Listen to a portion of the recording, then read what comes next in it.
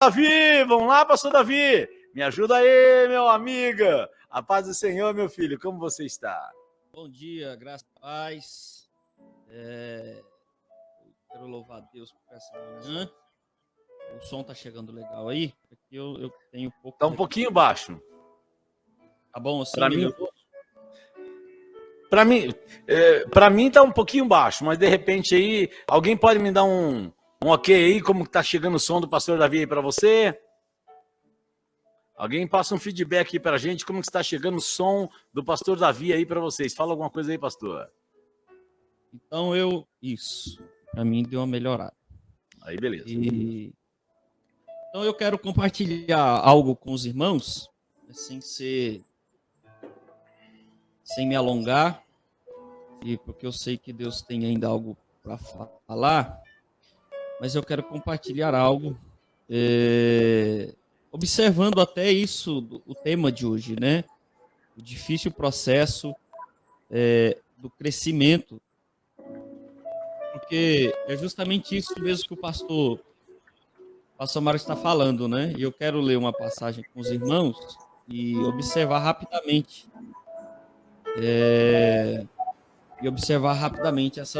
essa realidade, porque às vezes nós ouvimos e recebemos algo de Deus, uma palavra, ou até lemos, e às vezes nós criamos uma expectativa que às vezes nem está alinhada com o processo de Deus, né? Está às vezes alinhada com a nossa vontade, com o nosso querer, e às vezes aquilo que vai acontecendo no decorrer dos dias, no decorrer das situações, se nós não entendermos esse processo de Deus, nós não conseguimos viver a plenitude da vontade, né?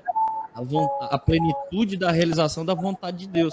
Não que nós não viveremos, mas é aquilo que a gente diz, a gente chega no destino dentro de um metrô sentado ou em pé, né? Nós não entendemos essa realidade.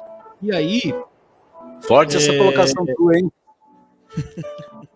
Sentado de pé nós vamos chegar. De todo jeito você chega, um jeito você chega melhor, né?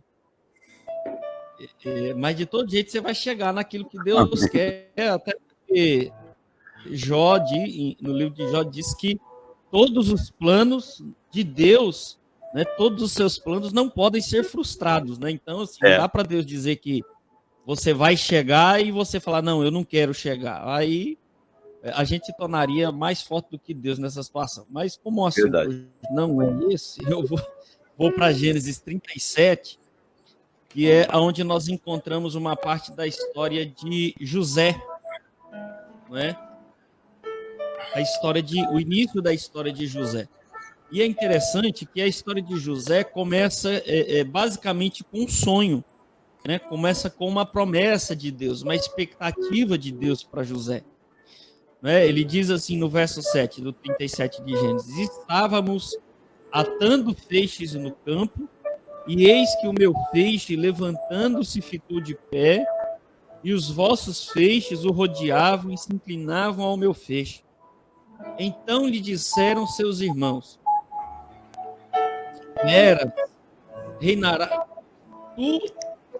tu deveras reinarás sobre nós, né? Tu deveras terás domínio sobre nós. Por isso, tanto mais odiavam por causa dos seus sonhos e das suas palavras.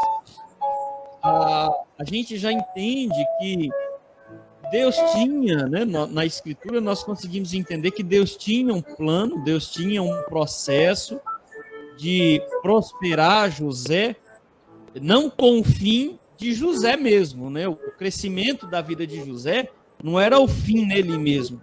É aquilo que nós entendemos, que, por exemplo, a prosperidade, quando nós pensamos na prosperidade financeira, é que Deus não tem a prosperidade financeira na vida de um indivíduo como o fim dele mesmo. Né? Olha, Deus vai deixar o Davi rico para ele ser rico. Não. Deus sempre prospera alguém com um fim para o próximo, né? Para abençoar o próximo, para suprir o próximo, para realizar algo em favor do próximo, não apenas dele mesmo.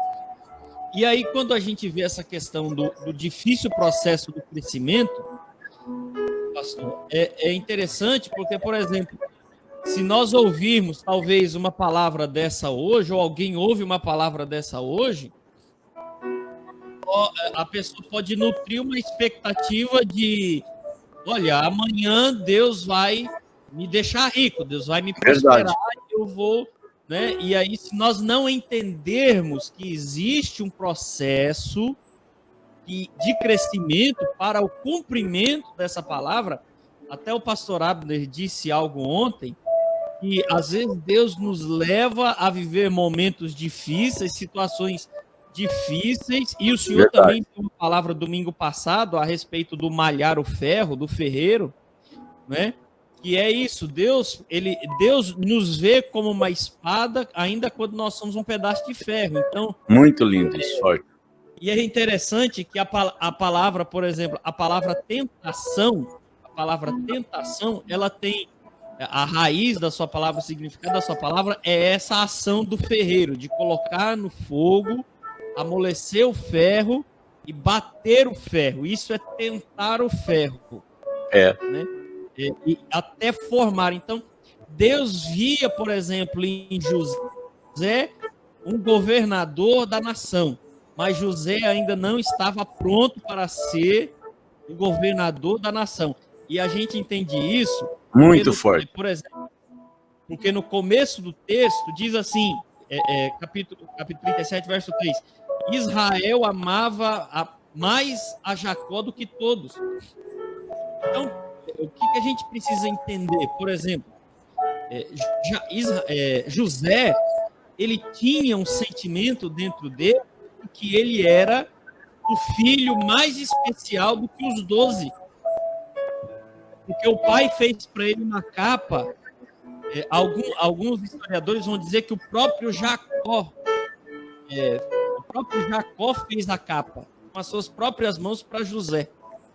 Não consigo confirmar isso biblicamente, mas a gente precisa entender assim que José não estava preparado para ser governador, porque ele tinha um sentimento de que ele era o melhor do que seus irmãos, porque o pai amava mais a ele. Então, Deus, para fazer crescer, precisa tratar José em várias áreas. Né? A primeira é fazer com que ele se sinta desprezado, porque no verso 24 diz que jogaram ele no fundo do poço.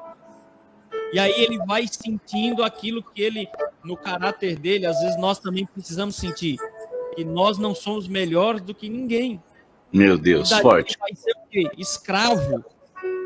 E aí de escravo ele passa a governar uma casa, e aí ele volta a se apresentando, Deus vai trabalhando, né, o seu caráter, a sua vida, em suas situações, e vai levando José nessa difícil caminhada de crescimento, porque a gente imagina sempre assim, olha, Deus deu uma promessa de bênção, de prosperidade, então amanhã Deus vai fazer. E a gente sabe pela experiência, o senhor pode confirmar isso com a gente, e as coisas não acontecem assim. Deus diz, eu vou fazer, mas ele não diz quando e nem como. Forte. Só sabe o que ele vai fazer. E aí a gente precisa entender essa difícil jornada do crescimento. Eu imagino que José tenha pensado nos seus vários momentos, né? Da promessa, olha, talvez quando ele foi para a casa de Potifar, que ele se tornou senhor ali, governador, mordomo da casa, talvez ele tivesse pensado assim, olha, Deus está me fazendo como ele me deu no sonho. E aí, de repente, ele vai para a prisão. Né? E aí, ali na prisão, ele vai prosperar de novo. Verdade. Vai se tornar senhor da cadeia, senhor da penitenciária. Né? Mas continua preso e Deus sempre vai trabalhando. Eu acho que, então, essa é a palavra que nós precisamos entender. Os planos de Deus, as promessas de Deus, elas nunca serão frustradas. O que ele prometeu, ele vai cumprir. Mas talvez aquilo que as pessoas que estão nos assistindo hoje precisam entender Deus tem um processo de crescimento, de amadurecimento, de provisão, de ensino, de tratamento, para que nós possamos receber de forma sábia, sadia e correta a realização da promessa de Deus. E aí, quando nós entendemos isso, nós conseguimos viver a promessa de Deus de forma eficaz. E mais intensa, né, pastor? Sim, de forma permanente. Porque às vezes Deus nos diz algo e a gente quer que aquilo se realize de qualquer forma, né? É igual uma vez um homem de Deus, eu não tinha carro e eu não tinha nem habilitação. E aí um homem de Deus disse assim, olha, Deus diz que vai te dar um carro. E aí alguém ouve uma palavra dessa, como eu já vi muitas pessoas ouvir uma palavra dessa, e já ir à concessionária, né? E já vai na garagem, faz a compra, escolhe o carro, faz a prestação e diz, olha, Deus me deu, coloca o adesivo no carro lá, foi Deus que me deu, e aí ele não tem condições de pagar o carro. Né? Então, ele vai na igreja, ele testemunha que Deus deu, e aí o banco vem e toma. Por quê? Porque ele não se preparou. Esses dias eu falava com o Abner, o pastor Abner, justamente sobre isso, sobre Noé. Né? Noé, Deus disse assim, olha, eu vou enviar a chuva. Eu vou fazer uma aliança com você. Mas você precisa preparar uma arca. Enquanto você não terminar a arca, eu não mando a chuva. Forte. Então, se Noé, de repente, fizesse um barquinho e a chuva viesse, ele suportaria a quantidade de chuva? Não. Porque existe um tempo, existe um processo que nós precisamos entender e viver para viver de forma eficaz e permanente as bênçãos e a realização das promessas de Deus. Amém. É isso aí, pastor Davi. Quero agradecer aí pela sua presença, né? Por essa palavra tão especial e edificante para a nossa vida. Né? A nossa irmã Luana de Jesus aqui está dizendo muito forte, palavra linda. Né? Eu quero agradecer a Deus aí pela vida do Sidney Noge, esposo da nossa irmã Simone, né? Diaconisa Simone, ligadinhos aí conosco também. Pastor Davi, Deus esteja abençoando a sua vida preciosíssima, tá? E eu tenho convicção de que essa palavra que o senhor falou aí ministrou ao coração de alguém. Amém. Na necessidade dessas pessoas. Mas eu vou continuar seguindo aí essa linha, né? Porque você quase pregou o que eu vou falar, né? Você quase atrapalhou a minha vida aqui, né? Mas tá bom. Eu fico feliz. Deus abençoe. Tá? A sua vida preciosa. Dá um beijo na Rafa e nas crianças, ok? Deixa eu só... Deixa eu só... Eu anotei um negócio aqui, eu li agora aqui. Só para... Eu dou o gancho, o senhor segue, tá? Eu anotei algo interessante da vida de José aqui que o senhor pode seguir para frente. É que quando ele conta do sonho dele, a família, além de não acreditar, além de não duvidar e de criar uma espécie de ranço, de resistência aos sonhos de José, não creem naquilo que Deus pode fazer. Então, o que nós aprendemos? Que nós não devemos comunicar dos nossos sonhos ou daquilo que Deus tem falado a nós com aquelas pessoas que não estão alinhadas com a visão de Deus a nosso respeito. Muito forte. A família de José não compreendia, não tinha relacionamento com Deus suficiente para crer nessa palavra.